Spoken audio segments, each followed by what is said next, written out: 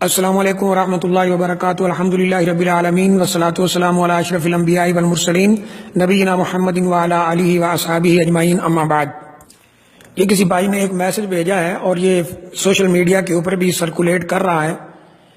کہ 2 دسمبر کو 12 ربیع الاول کی تاریخ آ رہی ہے اور رسول کریم صلی اللہ علیہ وآلہ وسلم نے فرمایا کہ جس نے سب سے پہلے ربیع الاول کی مبارکباد دوسروں کو دی اس کے لیے جنت واجب ہو گئی، اور اس پہ یہ ترغیب دی جا رہی ہے کہ بقیہ جو میسیجز ہیں وہ تو لوگ شیئر کرتے ہیں، آپ دیکھتے ہیں اس کو کتنا شیئر کیا جاتا ہے اور لوگ دھڑا دھڑ بغیر سوچے سمجھے اسے شیئر کیے جا رہے ہیں۔ نبی اکرم صلی اللہ علیہ وآلہ وسلم سے کوئی ایسی بات ثابت نہیں ہے، اور بخاری شریف کے اندر رسول کریم صلی اللہ علیہ وسلم کا واضح ترین فرمان یہ موجود ہے۔ آپ نے فرمایا کہ میری ذات کے اوپر جھوٹ بولنا وہ عام آدمی کے اوپر جھوٹ بولنے کی طرح نہیں ہے، یعنی معاملہ بڑا سنگین ہے۔ اور آگے آپ نے فرمایا کہ من کذب علیہ متعمدا فلیتبوأ مقعدہ فی النار،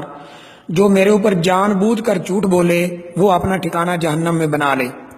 اب جس بھائی نے یہ پوسٹ بنائی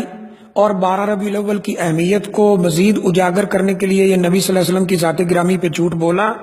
اسے اللہ کا خوف کرنا چاہیے، اللہ سے توبہ کرنی چاہیے اور اپنے اس فعل پر نادم ہونا چاہیے، اور سوشل میڈیا کے اوپر اس بات کو واضح کرنا چاہیے کہ میں نے یہ پوسٹ بنائی ہے، جھوٹی پوسٹ بنائی تھی، اس کی کوئی حقیقت نہیں ہے، لوگ اس کو شیئر نہ کریں، لیکن واللہ عالم یہ کس بھائی کی بنائی ہوئی ہے، اس کو اس حدیث پہ غور کرنا چاہیے کہ نبی صلی اللہ علیہ وسلم کی ذات گرامی پر جان بوجھ کر جھوٹ بولنا یہ اپنے آپ کو جہنم میں ڈالنے والی بات ہے۔ اس آدمی کا ٹھکانہ جہنم ہے جو رسول اللہ صلی اللہ علیہ وسلم کی ذات گرامی پہ جھوٹ بولے، کیونکہ آپ کی ذات کی طرف جو بات منسوب کی جاتی ہے لوگ اس پہ توجہ کرتے ہیں، عمل کی کوشش کرتے ہیں، اور ایسی کوئی بات بھی رسول اللہ صلی اللہ علیہ وسلم سے ثابت نہیں۔ نبی اکرم صلی اللہ علیہ وسلم کی طرف کوئی بات منسوب کی، لوگ اس پہ عمل کرنا شروع ہو گئے تو یہ حدیث سامنے آتی ہے۔ آپ صلی اللہ علیہ وسلم نے فرمایا کہ من سن سنتا سیئۃ فلہ وزرها ووزر من عمل بها، کہ جس نے کوئی غلط کام سٹارٹ کیا اس کو خود بھی گناہ ہے اور جتنے لوگ اس پر عمل کرتے رہیں گے ان کا بھی گناہ ہے، ان کا گناہ بھی وہ اپنے سر لے رہا ہے۔ اور جو لوگ اس کو بغیر سوچے سمجھے شیئر کیے جا رہے ہیں